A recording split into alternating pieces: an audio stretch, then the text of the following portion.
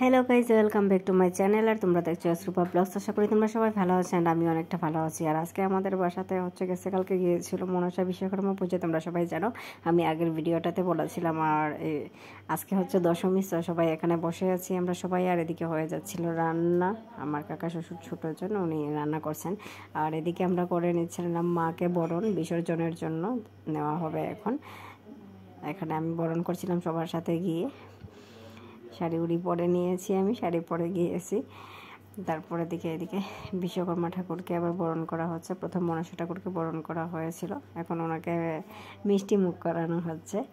So আমি মিষ্টি মুখ করাচ্ছিলাম, আমরা সবাই মিলে ওই।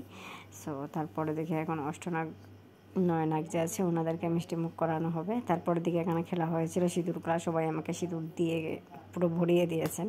সো এদিকে আছেন আমার জেঠু, আমার শ্বশুর, তারপরে আমার দেওর, আমার হাজব্যান্ড।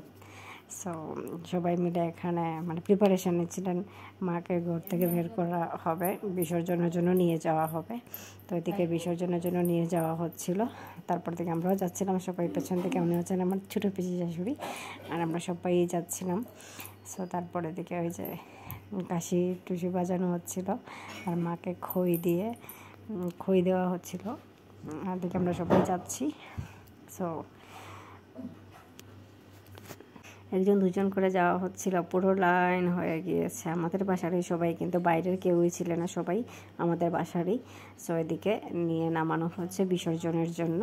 এই যে বিসর্জন করা হয়ে যাচ্ছে এখন, মাকে বিসর্জন দেওয়া হয়েছে। মা আসছে বছর আবার আসবেন আমাদের বাসাতে। তারপরে বিশ্বকর্মা ঠাকুরকে বিসর্জন দেওয়া হয়ে গিয়েছে।